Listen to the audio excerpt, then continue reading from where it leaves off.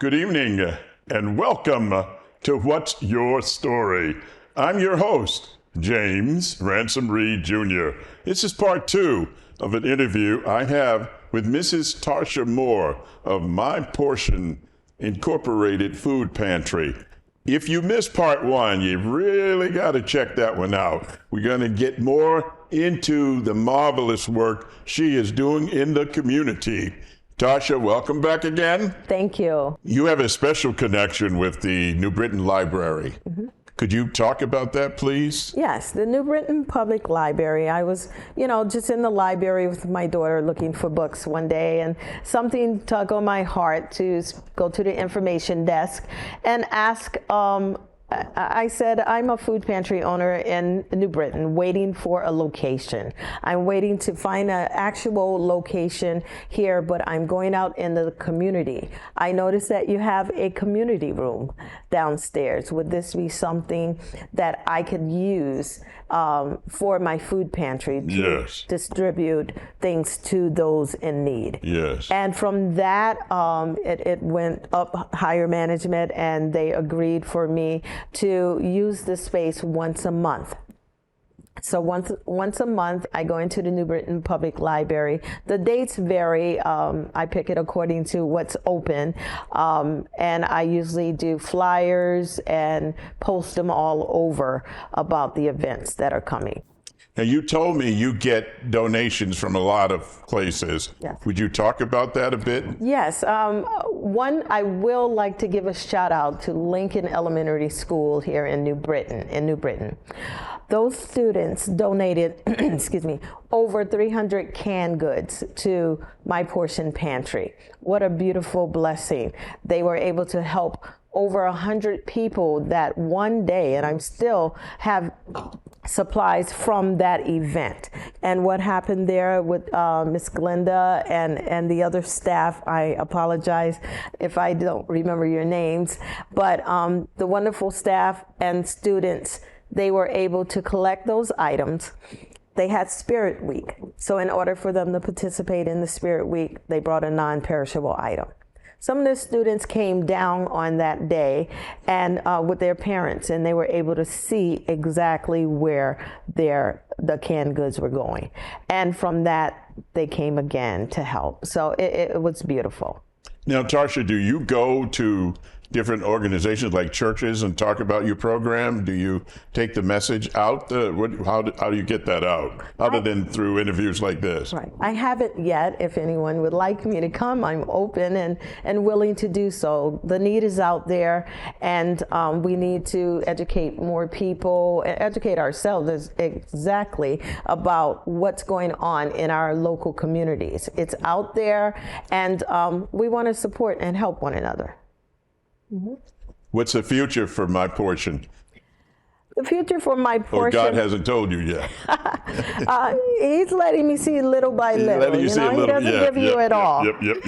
But I would love to secure a location in New Britain where I would be able to distribute the food, the clothing, and back to the other question, I have produce, clothing, household items. I'll be getting furniture soon. I have books. I have outdoor recreational things for kids. I'll be coming up soon having a back to school pantry. Everything's free. And also I'm looking to do a program, an event. It's a purple carpet, like the red carpet, but it's a purple carpet event. And this event is for parents with children on the spectrum with autism. And the reason for that, as the Bunny of Hope, I had a lot of people coming up wanting to take pictures with their child. And first thing they said was, I'm sorry. I'm sorry, and I understand what they're saying, but it touched me so until I wanted to do an event where it's unapologetic. And this event is for families of children with autism and it's a dinner, and it's a purple carpet where they can come in. You have the sensory room. You have areas where they can come and be themselves. They can come and be among others who are dealing with what they're dealing with. Have resources there in case they need to talk to someone, and be able to help and support them. Even afterwards, those who are 18 and older, if they would like to come and volunteer for the event or volunteer at the pantry, they're welcome.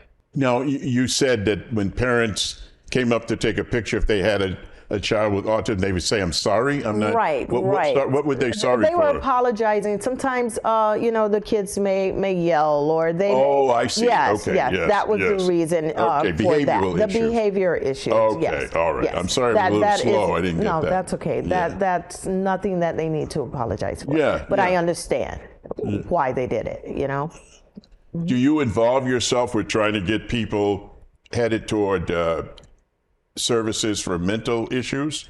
Have you had any involvement with that at this point? You must run into that with people. I do run into that. I haven't had any other resources as of yet. Okay. Yes. Yeah. Mm-hmm. Now, obviously, your budget is what you get, right? That's what your budget is. Is what I use. Yes. Yeah. I would imagine that you use your own vehicle, like you said. My own vehicle. And much of gas. it.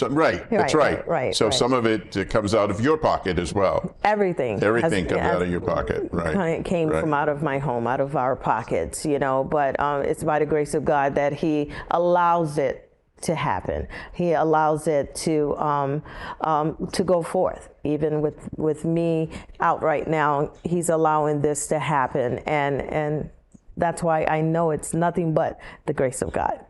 One of my favorite songs that my grandparents used to play was "The Lord Will Make a Way." Yes. He'll make a way somehow. Somehow. And so you just trust in Him, and it can get done. And what I want to say to you is, you do me in Nutmeg Public Access an honor by coming and sharing your story with us. Thank you. And telling us and reminding us that we are our brother's keepers. Yes. In the midst of all of the madness around us, a simple act of kindness goes a long, long way. A long way. And we all need that, because like you said, but for the grace of God, it could be you or it could be me. Right. Just a paycheck away.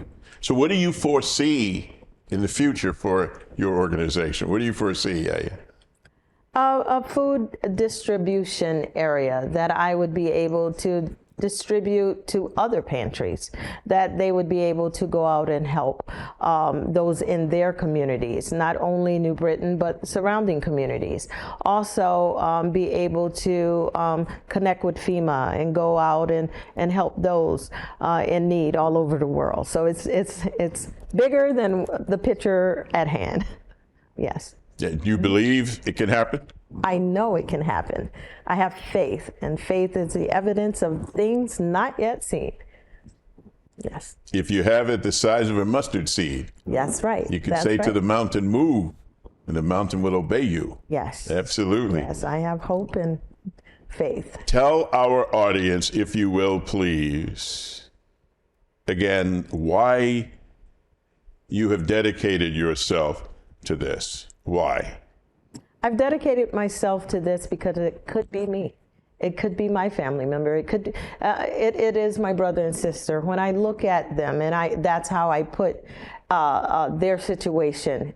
I look at them as if they are my family, my loved ones. They're my brothers and sisters. We are brothers and sisters. We're and that's why I do what I do. I have compassion for what they're going through, what they have, it's just being able to, no matter what the situation is, to just have hope and keep faith. Yes. So you said you have clothes. I have clothes. You have food. Food. You have books. Books. What else? I have some furniture. Some families are just getting back on their feet, and they have a home, and they need supplies for their home. So I go out and I find those things, from bedding, from curtains to lamps, to sofa to chairs, you name it. And I rent a U-Haul, and I make it happen happen as far as as much as possible. Every event that I have at the library, that's what I've been doing. I would rent a U-Haul right now because it's too much for me to carry in my personal vehicle. Yeah, sure. So sure. the 17-foot I'm driving, and we transform the space there at the library, and people come in. I have over 100 each time.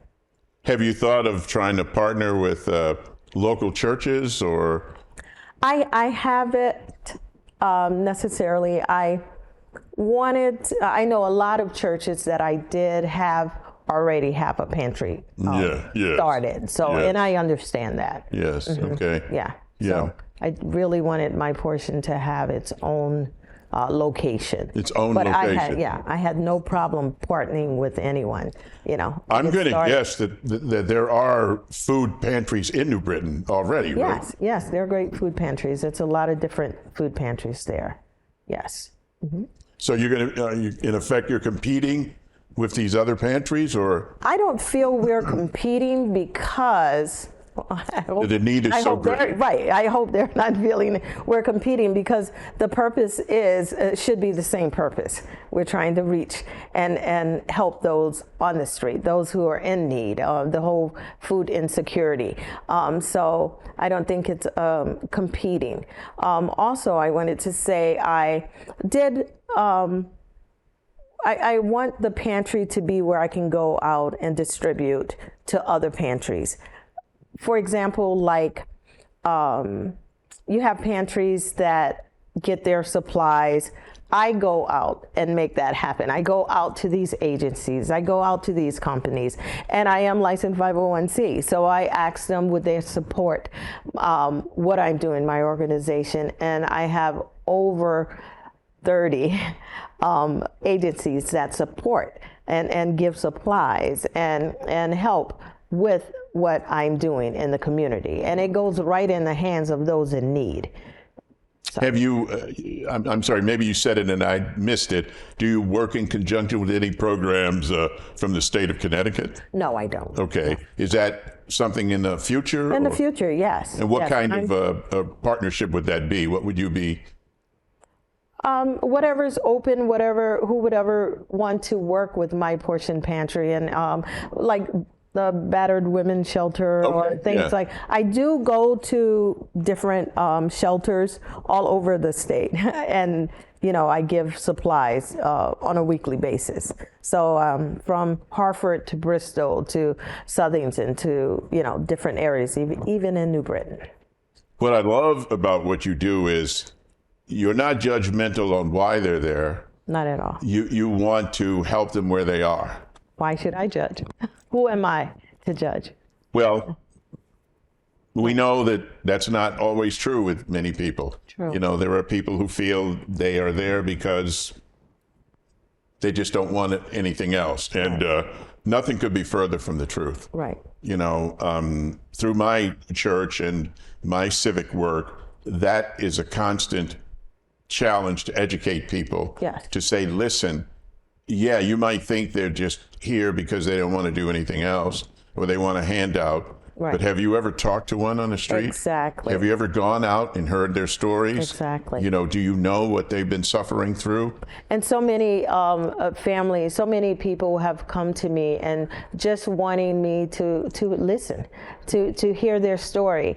And I've been that for them, and whatever way I can encourage them to keep hope, to whatever way I can just be there to let them vent. That's what I'm here for. When you said hope, I think of the Greek mythological story of Pandora's box. And she opened the box and everything got out, but hope. Hope stayed in the box. And Dr. King said, when you stop hoping, you die. Mm-hmm. If you don't even have hope, that's right, you're dead. That's true. And I also think about you and people like you. I call you Valley people, if you don't mind, and I'll explain that. It means that there is the mountaintop that Dr. King talked about, and up there the air is pristine, and the butterflies are floating, and the grass is green, and the birds are singing. But there is a cry echoing down in the valley and I'm a valley person myself. I have to be in the valley. That's one of the reasons I have this show, is because I bring people here to tell their stories, to service and help their fellow human beings. This show is technically listed as a show of inspiration, and nothing is more inspiring for me than to have people like you come and talk about what you've done. You saw a need, you weren't judgmental, you know it's coming out of your pocket, but you know God will provide for you. And He has. And He has, and He will continue to do that. Yes, I know. And I don't know what made me open up that New Britain Herald, but I saw this picture of this big bunny rabbit, and I read it, and I didn't realize it was you. It was the bunny of hope. That's right. That's right. That's a marvelous, I love, what's it, the blue? The velvet carpet? What's the color? The purple carpet. Purple event. Unapologetic. Yeah, purple. That is such a wonderful idea to get people in where they are in their own time and space. That is marvelous. I really like that. So as we come closer to the end of this interview, if you could say something to the thousands of people who are going to watch you, what would you say to them? I would say support your local pantries, not only My Portion Pantry, but your local pantries. It's a lot of people in need. Every situation is different. Homelessness is not the only area here with food insecurity. You have people who are working every day that has food insecurity. So let's not be judgmental. Let's not point fingers. Let's not drive by and don't help. Every little bit helps. They're out there for a reason, and we want to be able to help them and support them and show love. That's what we're all about. They're our brothers and sisters. You know, you mentioned, I asked you to give a shout out to your husband and your daughter, and I can imagine that they are a major source of support and love for you to keep you going. Would that be a fair statement? That's a fair statement. They're amazed at just the blessing this far of what God has done. With, I can say zero. I started with just hope. I started with hope of this is what I wanted to do, but God knew my heart. He knows my heart. And that's why it has gotten to where it is. And I, again, thank my loving husband, Thomas Moore Jr., and my lovely daughter, Amira Moore. And I can see in her, even the things that she's doing in her school as far as helping those, she, even at her church, shout out to Faith Tabernacle in Manchester. All right, now. Faith Tabernacle in Manchester. Yes. All right. Pastor Elliot and Crystal Kent. All right. Beautiful church. If you need a church, come visit us on Utopia Road. But yes, it's just seeing how she's helping and wanting to help the pantry as well, and all those wonderful volunteers. It's also great to see people coming in for their need, and also wanting to help. So many of them come and say, I want to support you. I want to help you. I have clothes that I would like to donate. I would like to donate canned goods. What can I do? I said, just put a heart beside your name or put a star beside your name, and I will contact you. And from that, I get even more volunteers. I'm open I go to the New Britain Public Library, and I also assist with filling out applications or their resume. When they work at the pantry, then I become a reference for them of what they have been doing in the pantry. Terrific. Yes. Well, thank you for being here tonight, okay? Thank you so much for having me. Absolutely. That's all the time we have for this second interview with Mrs. Moore. Thank you so very much for tuning in. As I'm fond of saying, everybody has a story. What's yours? Until next time, I am your host, James Ransom Reed, Jr. Good night.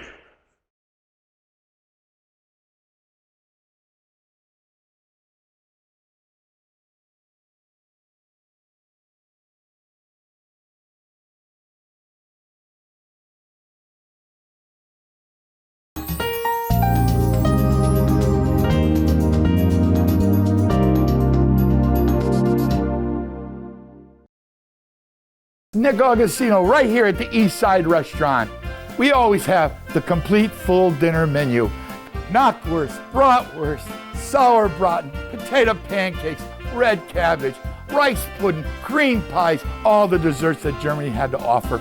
I always do something different. Yes, I do. I brought seafood to the beer garden at the East Side Restaurant.